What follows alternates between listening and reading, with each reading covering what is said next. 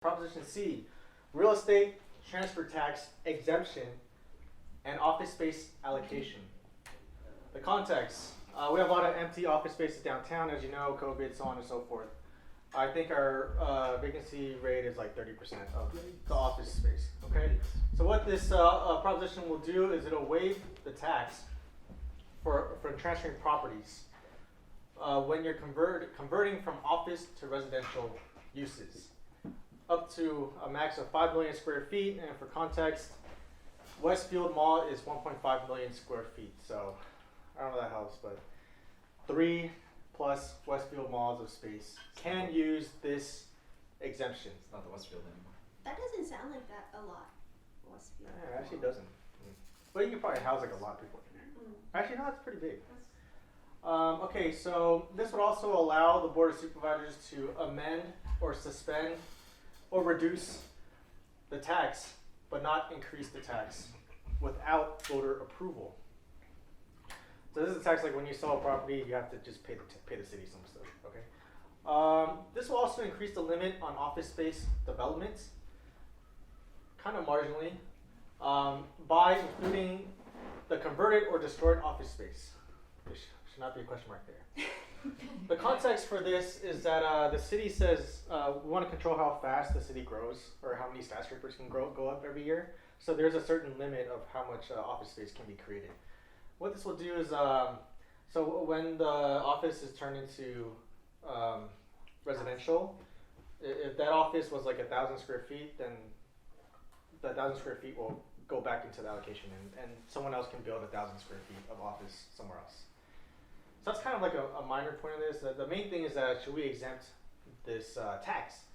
It'll be a significant amount of money. So the total that it brought in the previous year was 186.2 million, and it is kind of volatile because it depends on how many exchanges happen every year. But the city controller says over the next 30 years, the losses can range from 34 to 150 million dollars. That sounds kind of low compared to that. Point being, it's like significant money, right? Like if it's 150 million a year, I think that's probably the average. Let's go with that.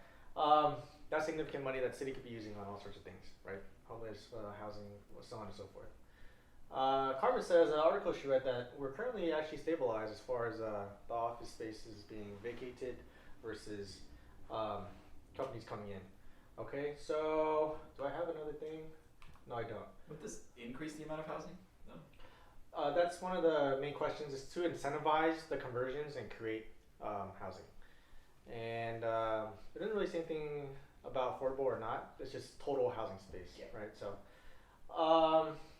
yeah, you guys will do the research, but the people that oppose it say that it's a giveaway to developers because they'll just have to pay less taxes in order to build like luxury apartments in what was previously an office space. Yeah, I don't think this applies to affordable housing. This is just housing in general. Mm-hmm. So let's get it. This. Oh. And then this. Oh, Okay. And you guys decide if you guys want for or against.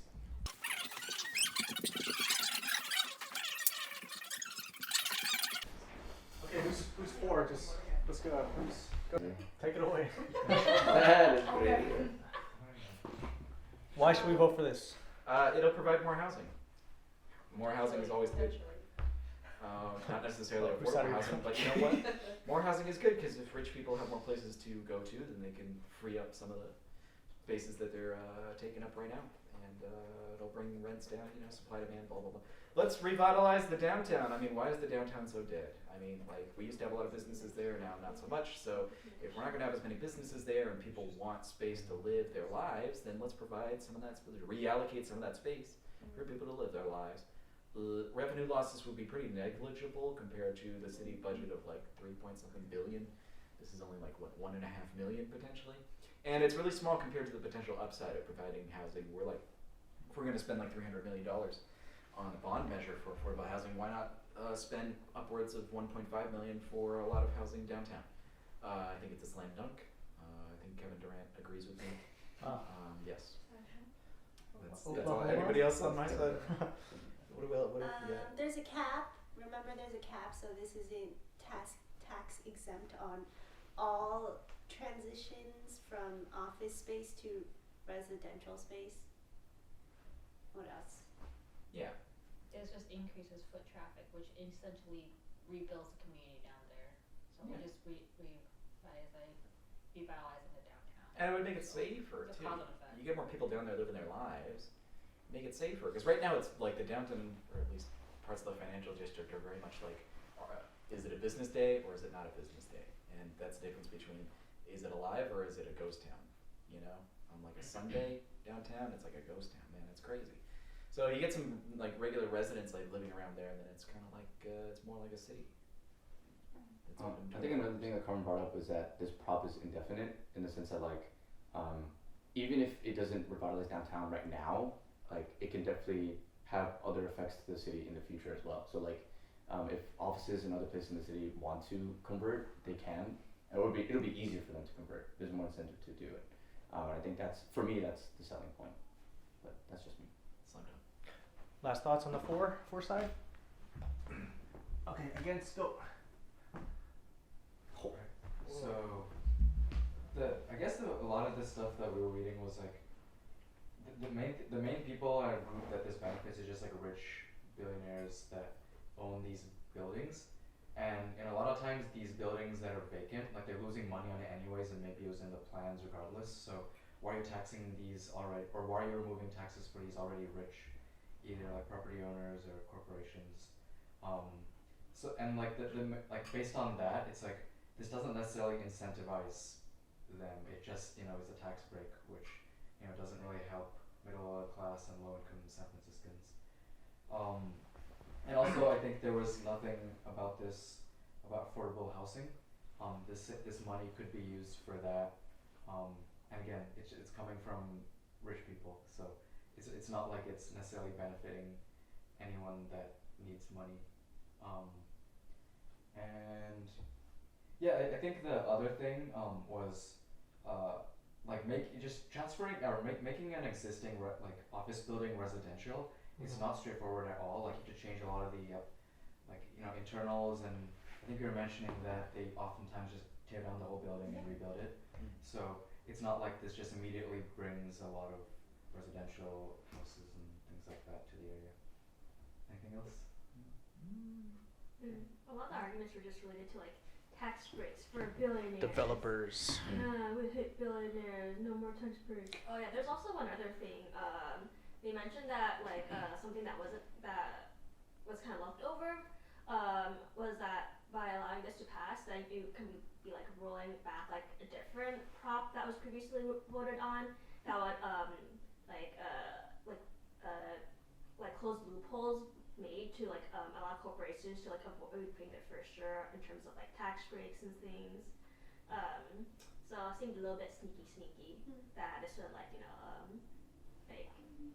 give billionaires a loophole in terms of that and roll back a previous thing that people have voted on.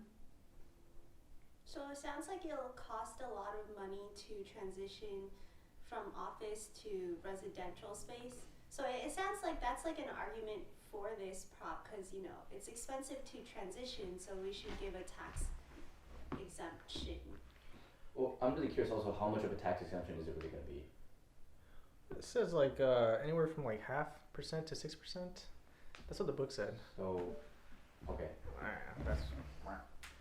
It's a significant amount to the city, but also in the book it said that the city might get more overall if the new property is more valuable, and the old empty office commercial spaces, they would be reassessed to be worth less in the future because they're just not being used. So it's do you believe that would happen? Do you guys think work from home is here to stay, or do you think, right? Because if you think workers are going to come back, then that's against this, right? If you think those downtown spaces will be not utilized, then you might want this.